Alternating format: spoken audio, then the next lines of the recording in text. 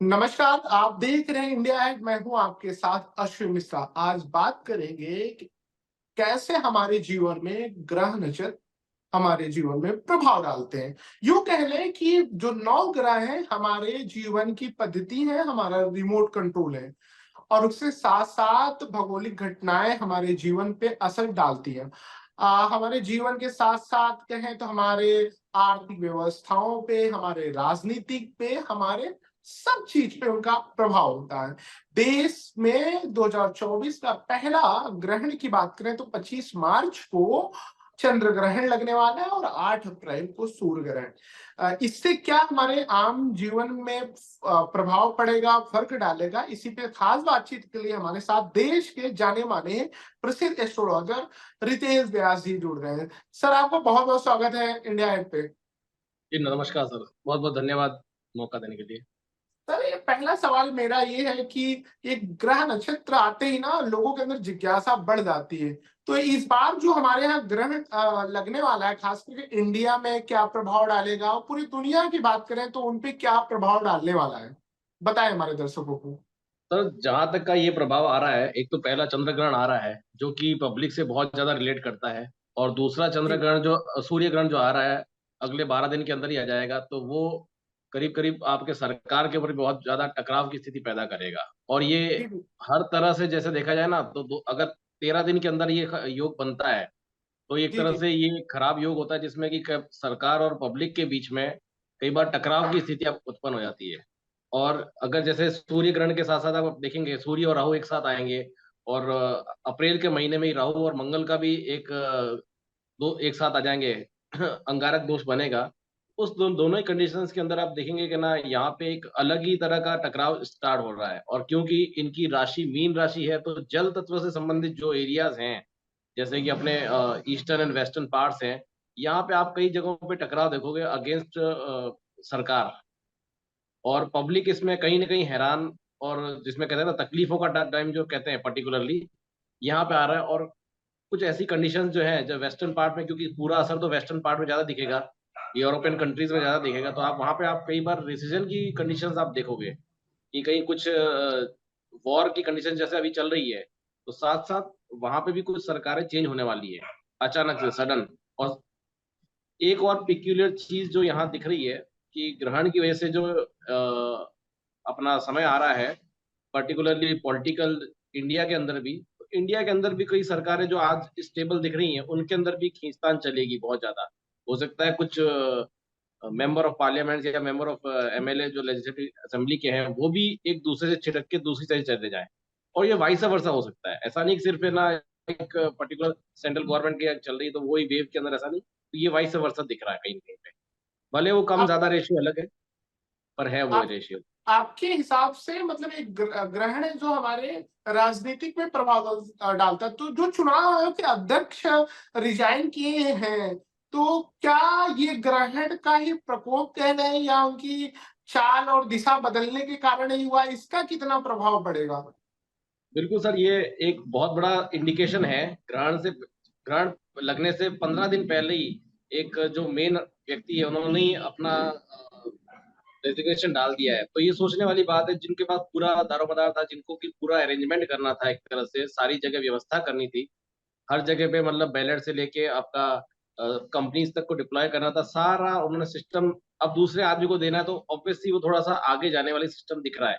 मतलब कुछ ऐसी कंडीशंस बन गई, उसने सडनली अचानक से विदाउट एनी रीज़न उन्होंने अपना रेज़िग्नेशन दिया। दूसरी कंडीशन ये हो रही है कि जो प्लैनेटरी पोज़ीशंस आ रही हैं, वो इंडियन गवर्नमेंट के लिए भी थोड़ा तकलीफ से यूँ है कि अभी जो करंट सिनेरियोज़ के अंदर अगर इलेक्शंस होते हैं तो जहाँ तक मुझे लगता है कि जैसे हमारे प्रधानमंत्री हैं मोदी जी, तो वो जो शपथ ग्रहण है, अगर वो 1 जून के बाद कभी भी लें, तो आप देखोगे उसमें बहुत ज़्यादा अच्छा बेटरमेंट दिखेगा आपको। अगर वो उससे पहले लेते हैं, इवन 4 दिन पहले भी 25 मई या उसके आस-पास ले लेते हैं, तो वो स आप ये पूरा ईयर आप देखेंगे कि ना शायद गवर्नमेंट जो सेंट्रल गवर्नमेंट है, स्टेट गवर्नमेंट के साथ सेंट्रल गवर्नमेंट्स में भी आपस में बहुत ज़्यादा टकराव हो सकता है और कुछ ऐसे डिसीज़न हो सकते हैं कि जो आपको लॉन्गर टर्म में एक हिट बैक देते हैं। ये आपको देखने मिल सकता है। तो अभी भी एक 15 मार्च से पहले, अभी जैसे 15 मार्च में अभी भी 3 दिन बाकी हैं, तो डिक्लेयर होने की तारीख 15 मार्च थी, बट हो सकता है कुछ आगे जा सकती है, कुछ दिन, मतलब फॉर एटलीस्ट फॉर एक हफ्ता भी आगे जा सकती है, क्योंकि बहुत सी डिप्लॉयमेंट, बहुत सी चेंजेस हो सकते हैं यहाँ पे।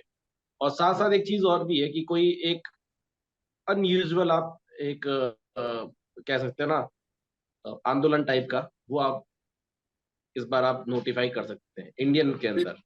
रितेश जी, मैं एक चीज समझना चाहूंगा कि आप जो कह रहे हैं, तो ग्रह नक्षत्र को शांत करने के लिए हमारे यहाँ बहुत सारे विधाएं, पूजा पाठ, मोदी जी को अक्सर देखा गया कि वो शिव उनके आराध्य हैं, कभी द्वारिका पहुंच जाते हैं, कभी वो काशी विश्वनाथ पहुंच जाते हैं, राम मंदिर पहुंच जाते हैं।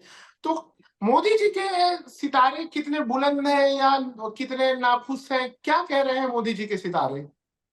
अगर आप ओवरऑल देखेंगे नरेंद्र मोदी जी की कंट्री, अगर मैं वृश्चिक लगन के हिसाब से देखता हूँ ना, तो आफ्टर बहुत लंबे समय के बाद वृश्चिक लगन को एक ऐसा ईयर मिला है जहाँ पे कि अगर आप देखेंगे कि गोचर के जो ग्रह हैं वो बहुत सपोर्टिव चल रहे हैं, ठीक है ना। और इसी सपोर्ट की वजह से पब्लिक में जो उनका नाम हो रहा है, ठीक है ना, वो अचानक से बहुत ज्यादा, मतलब कहते हैं ना, जिसके पास लोग चल के आए उस तरीके से, तो जो उन्होंने टारगेट सेट किया है ना, तो कहीं न कहीं बिल्कुल सोच समझ के ये बिल्कुल उनको सपोर्ट कर रहा है टारगेट।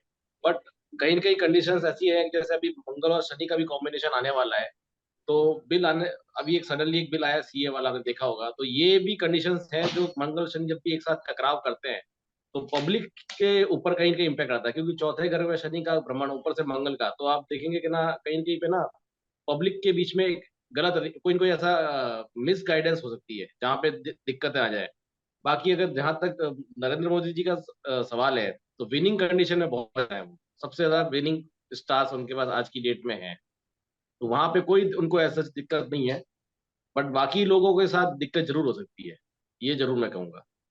अच्छा, एक चीज और पूछना चाहूंगा कि एक बड़ी विपक्षी पार्टी है, बहुत मेहनत कर रहे हैं, भारत जोड़ो न्याय भारत न्याय यात्रा निकाले, राहुल के सितारे क्यों आजकल गर्दिश में हैं, उनके सितारे चमक क्यों नहीं रहे? वो भी तो बहुत लोगों के बीच जा रहे हैं, बात कर रहे हैं, युवाओं से लेके महिलाओं से। राहुल के सितारे कहाँ छिप गए हैं? सर, अगर राहुल गांधी जी की कुंडली के अगर हिसाब से देखा जाए, नाम राशि के हिसाब से अगर आप देखते हैं, बात करेंगे, तो आप चीज़ चाहे देखेंगे कि ना, पंचम भाव में मंगल, छठे भाव में ये अपना, सॉरी, चतुर्थ भाव के अंदर अपना मंगल, फिर शनि और फिर राहु एक ही कतार में चल रहे हैं।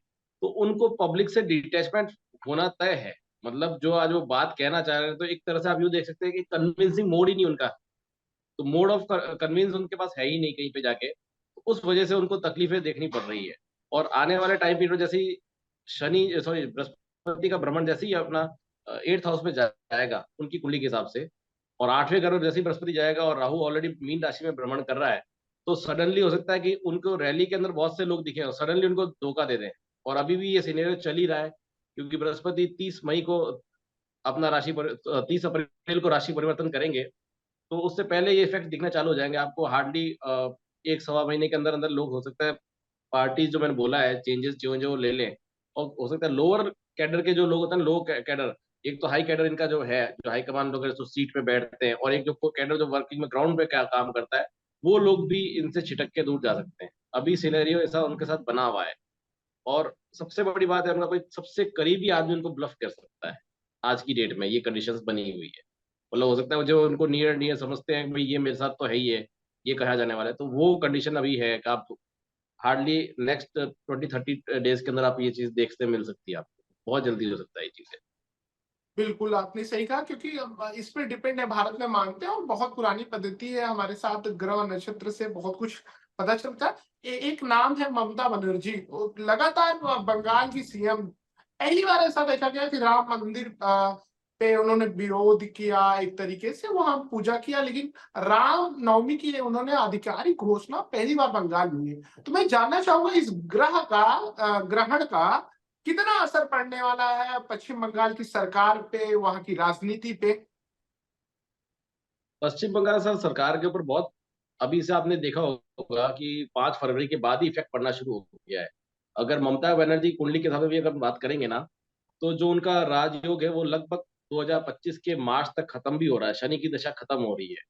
तो जहाँ तक समझ में आ रहा है कि जैसे अभी कई लोग बात कर रहे हैं, जैसे आपने देखा होगा कि महिला आयोग के लोगों ने भी बोला है कि इनके राष्ट्रपति शासन लगा दो, जबकि वो लगेगा नहीं यहाँ पे अभी फिलहाल में। हाँ, ये जरूर है कि अप्रैल के महीने के बाद से कभी भी बंगाल में अचानक से कुछ टकराव शुरू हो जाए, मतलब वो हो सकता है कि एक तरह से कह सकते हैं ना, एक पब्लिक के बीच में आपस में टकराव, दो धर्मों के बीच में आपस में टकराव, ये स्थितियां एक अलग से इरप्शन होने वाला है। और बंगाल की साइड में इसलिए हो रहा है कि मैंने जैसे आपको बताया था कि पानी का संबंध बहुत ज्यादा आएगा। मंगल और राहु जब आएंगे तो पानी के जो एरियाज हैं वहाँ कहीं ना कहीं या तो नेचुरल कैलेमिटी आए या फिर इस तरीके की घटनाएं आएंगी। और वो वेस्ट ईस्टर्न जोन से इसलिए है कि बृहस्पति की राशि के अंदर ये दोनों मिलने वाले हैं, राहु और अ, मंगल।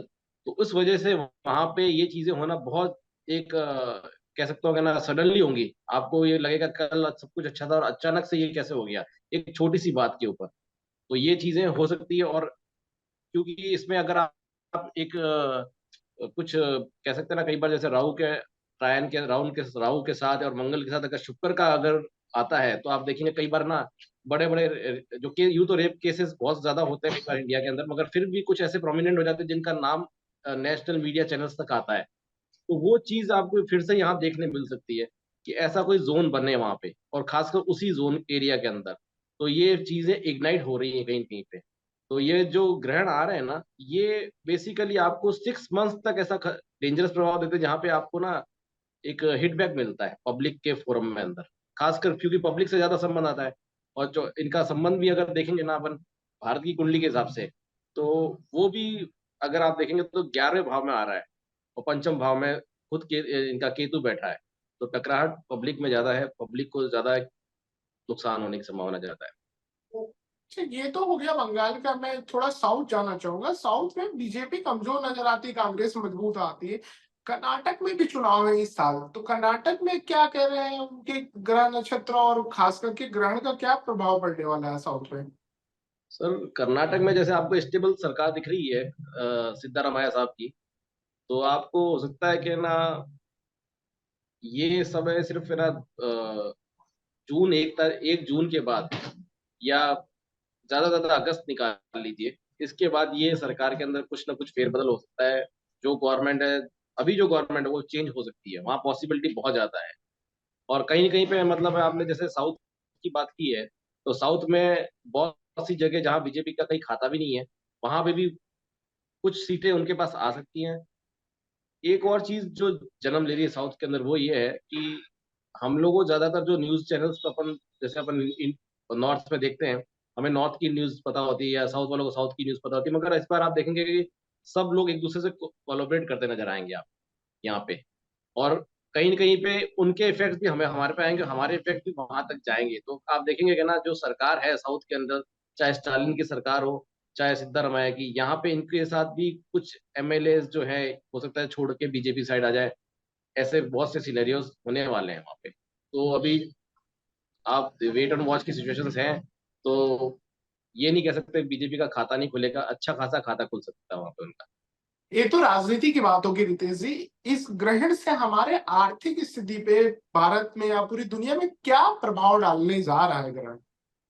अब क्योंकि पहला प्रभाव देखा जाए तो अपना चंद्रमा की है, तो अपन देखेंगे कि कमोडिटी जो पार्ट है ना, खास करके ऑयल रिलेटेड, उसके अंदर कहीं ना कहीं आपको ना एक हाई राइज देखने मिल सकता है।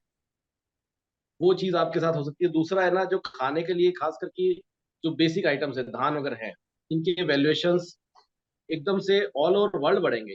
सिर्फ इंडिया की बात नहीं है, ऑल ओवर वर्ल्ड इसका बहुत बड़ा चक्र चलने वाला है। और ये आपको कहीं न कहीं पे ना एक महंगाई की तरफ इशारा कर रहा है एक तरफ से, जो कि आने वाला टाइम है। ये इसी चक्र के अंदर आपको पता चल रहा है, क्योंकि हो सकता है कि कुछ फसलों के खराब होने की न्यूज या फिर कम प्रोडक्शन की न्यूज आपको इसमें मिल सकती है कि कहीं न कहीं जो हमारा प्रोडक्शन सिस्टम है वो भी हैम्पर हो सकता है।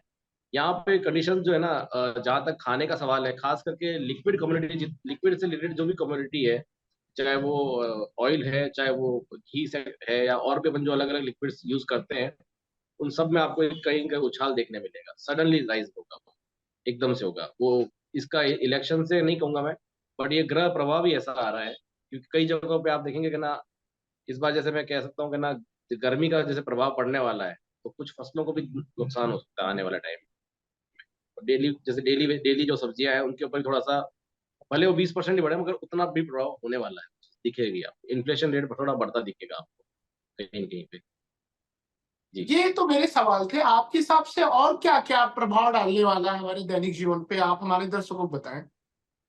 सर दैनिक जीवन पे आपको एक बेसिक प्रभाव जो मैंने खुद एक कई लोगों को बताया भी है कि ये 90 दिन का एक स्लॉट शुरू हो चुका है ऑलरेडी, जो कि 30 मई तक चलेगा लगभग ये एक स्लॉट। ये ऐसा स्लॉट है जहाँ पे कि मार्च, अप्रैल और मई ये तीनों महीने अगर आप जितना हो सकता है उतना अपने आप को लोगों से आर्ग्यूमेंट से बचना चाहिए यहाँ पे। जितना यहाँ आर्ग्यूमेंट होगा उतना ही अचानक से आपको देखेंगे कि ना सडनली कि कोई एक्सीडेंटल ना हो जाए, अचानक से में आके और एक्सीडेंटल कोई वायलेंस हो जाए, वो चीज़ें आप देखने को मिल सकती है। बहुत ज़्यादा ये टफ टाइम चल रहा है। ये टाइम मैं अभी भी बोल रहा हूँ कि मार्च से लेके मई तक का है और सेम टाइम आपको 2025 में मिलेगा जो और ज़्यादा ड्रास्टिक है।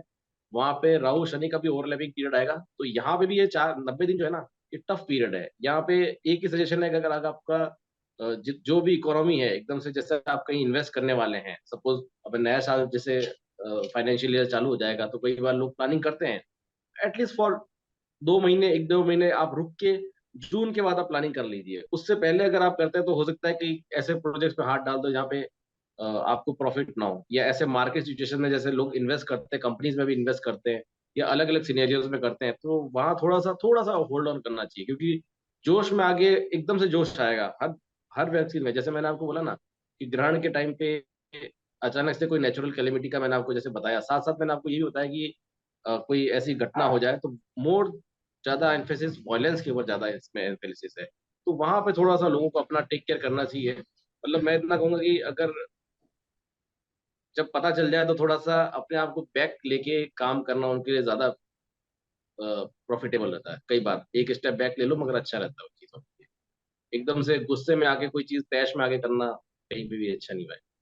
बहुत-बहुत धन्यवाद रितेश जी, हमारे साथ जुड़े राजनीति से लेके आर्थिक मुद्दे पर इंडिया गेट के दर्शकों के लिए आपने बातचीत की। आज इतना ही। कल फिर आपके साथ मुलाकात होगी रितेश जी। कल हम बात करेंगे क्रिकेट पे या राजनीति के अलग-अलग हिस्सों पे और बात करेंगे सुबह के स्लॉट में कि क्या कहते हैं लोगों के ग्रह उनके जीवन में, उनके एजुकेशन करने वाले बच्चों के और जो कैरियर को स्विच करना चाहते हैं और जो शादी जिनका योग नहीं बन रहा है, उन पे भी खूब सारे आपसे बातें करेंगे। आज इतना ही, हमारे साथ जुड़ने रहने के लिए आपका बहुत-बहुत धन्यवाद। बहुत-बहुत धन्यवाद। बाकी खबरों के लिए आप देखते रहिए इंडिया है।